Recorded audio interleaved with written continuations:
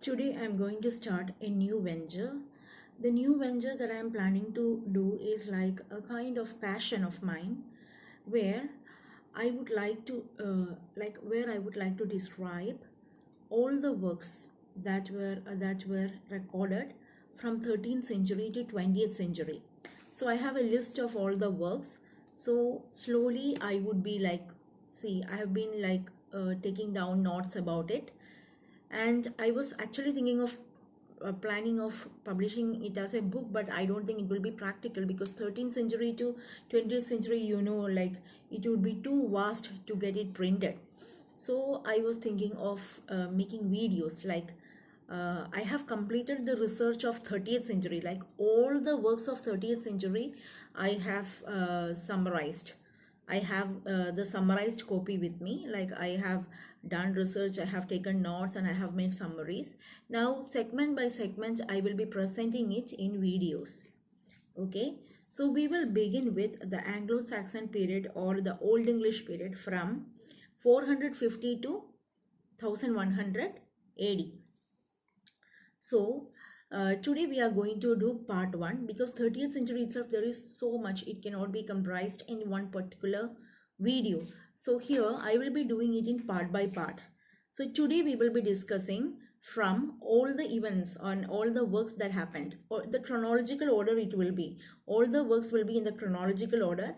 I will explain some historic occurrences. I will just mention and I'll describe the works. Okay, so part 1, today we are going to do part 1, and here we will be discussing all the works in chronological order from 449 AD to 643 AD. So to begin with, let us have a description about Anglo-Saxons. Who Anglo-Saxons were? So Anglo-Saxons were the people from Germanic tribes who migrated to the southern part of the island from continental Europe. So they have migrated. They are Germanic tribes who have migrated to the southern part of the island from continental Europe. So their descendants, they imbibed the culture of the Anglo-Saxons, and later on, from that later on, they formed into England. They formed into continent England, and then their language is known as English. Okay, all those descriptions, all those stories I have mentioned in my videos when I described Old English period and all.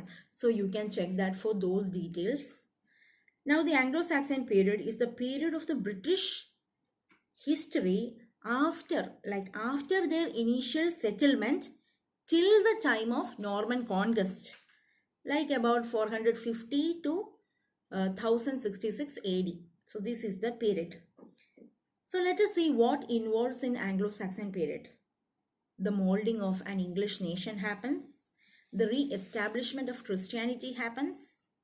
The great improvements and contributions in the field of English literature and language happens. And also the establishment of many charters and law. First of all, we will see what do this term Anglo-Saxon mean. The term Anglo-Saxon is also used for the language they speak, most clearly which we refer to as Old English. It is spoken and written by the Anglo-Saxons in England as well as the Eastern Scotland between the mid-15th and mid-12th century. The Old English etonym means the name given to a particular ethnic group. The Old English etonym Anglo-Saxon comes from Latin Angli-Saxons and become the name of the people whom Bede called as Anglorum and Gildas referred as Saxons.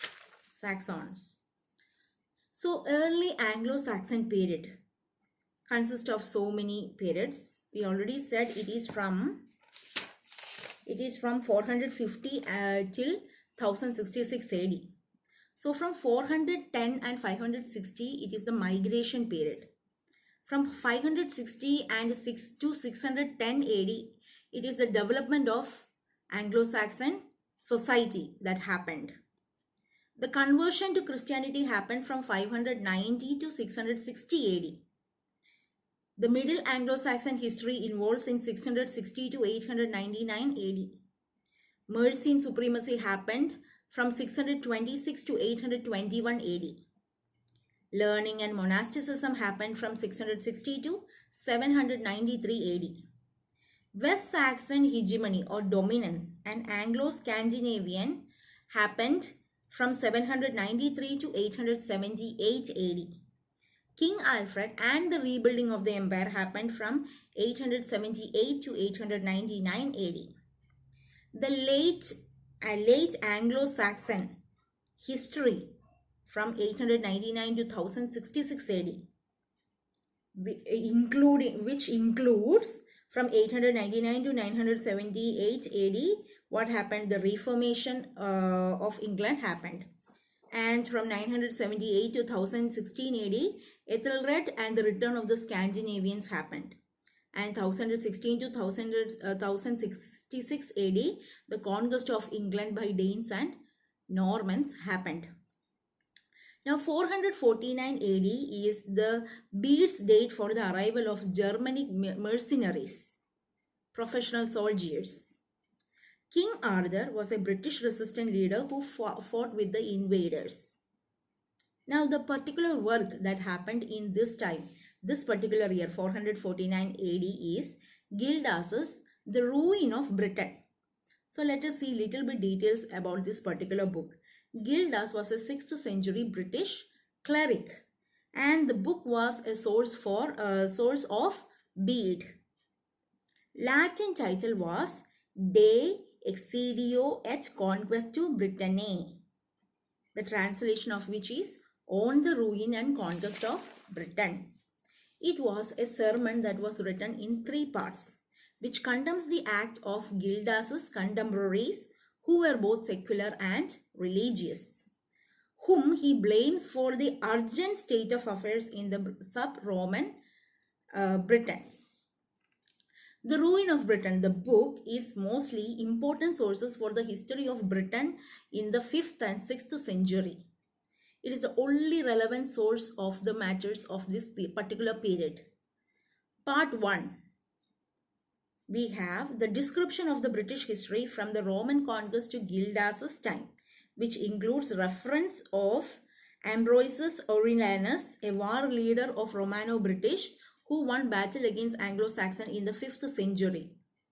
Britain's victory against Saxons in the Battle of Mons Badonicus happened in late 5th and or early 6th century, which is very much significant in Anglo-Saxon histories.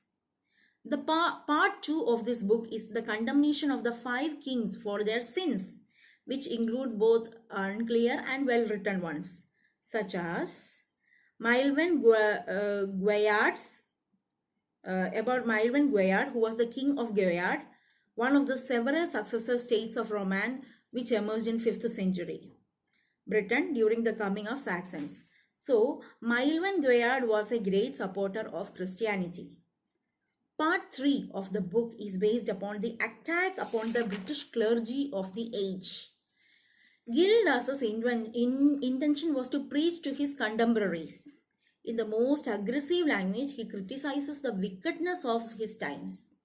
So he was very satirical. Late 5th century or early 6th century, what happened?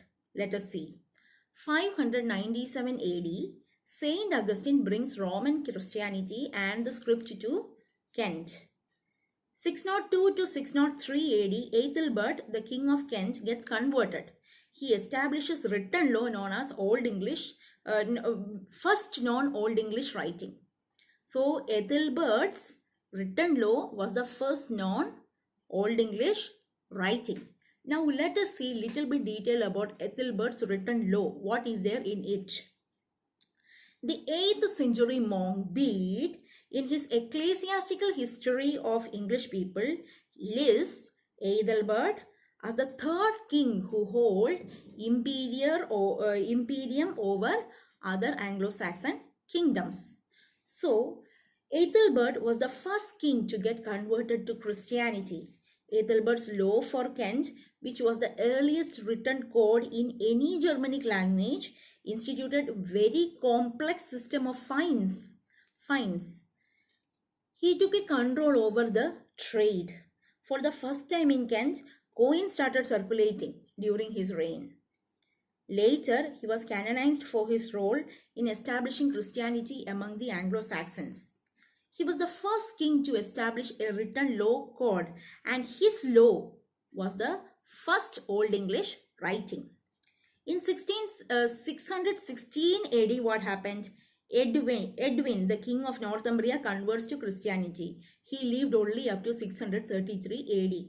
In 625 AD, what happened? The Sutton Hoo ship burial happened. In 632 AD, Penda became the pagan king of Mercia. Penda lived only up to 655 AD. In 635 AD, Cynegist, the first West Saxon king, got baptized.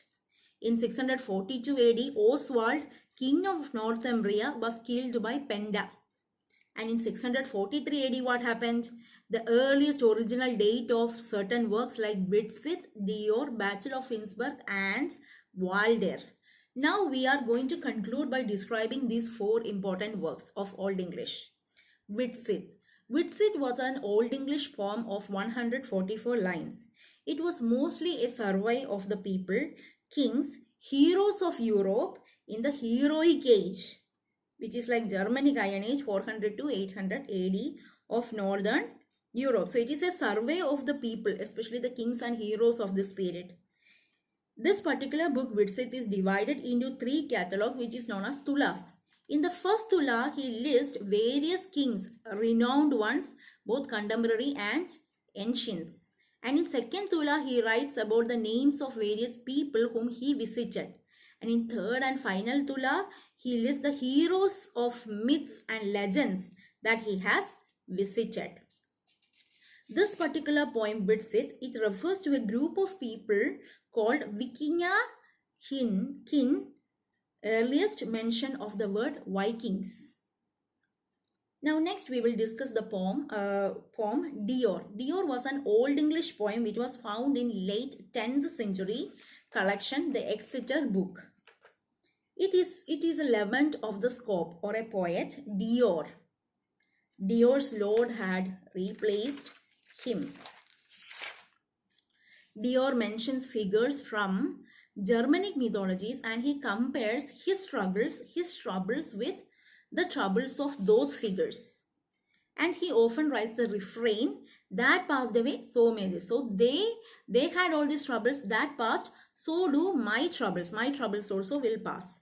The poem begins with the struggles and misfortunes of a character named Welland, W-E-L-A-N-D. There are 42 alliterative lines. Alliteration, you know, right? Like wind, whist, like the consonants coming together. Notes this particular poem is noted for its meditations on transience, something beyond. Like poem, or it is also a traditional lament and a poem of consolation. The language is very difficult for translation because the density of the tension, it cannot be translated. The wordings are so intense, so it is very difficult to translate it. Now next work that we are going to discuss is Battle of Finnsburg. It is a conflict in the Germanic heroic age between Frisians and Danish. The young prince Hnaf, H-N-A-E-F, who is described as Hosing and Skilding, was invited as a guest by the Frisian king Finn. Now for some unknown reasons, the battle broke out, which started from the Frisian side, and Hnaf was killed. Hnaf's retainer Hengist took command. Though there was a peace treaty, Hengist avenged the death of Hnaf and slaughtered Frisians. The source of the story is from Finnsburg fragments and also an allusive section from Beowulf. The last work that we will discuss is Walder. Walder is an Old English, Walder has Old English fragments from a lost epic poem which was discovered in 1860 by E.F. Werloff, which is dated as 1000 AD. The first translation was done by Frederick Norman in 1933. The first edition was by George Stephens in 1860. The subject of this particular poem, Waldair, was the adventure surrounding the hero Walter of Aquitaine. It was a popular story in the Middle Ages. Waldair and Hildegith fall in love. They steal the treasure from the court of Attila, where they were held as hostage. Now they were rescued by Guthar, who was the king of Burgundians, and Hagina. Why they rescued them? Because these two were after the treasures that this couple had. The poem finally tells the conflict that happens between the two parties and which ends in a peaceful resolution and Waldair and Hildegith gets married. The ending doesn't appear in these fragments and it is quite uncertain. So these are all the chronological events that happened in the history from 449 AD to 643 AD, and these are all the works that were written in this period of 449 AD to 643 AD. Okay, so those literature students who are interested to know the history and all the works of the 13th century, you know, in our textbooks there is nothing written about 13th century and all. So I hope this venture will be helpful for you to know these things better, and it will also be helpful for me to learn these things and make use of my time and to get more knowledge. I don't know how far I will remember these things, but at least when I make it as a video, it is useful for many people to hear these things.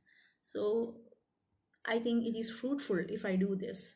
So thank you so much. Take care.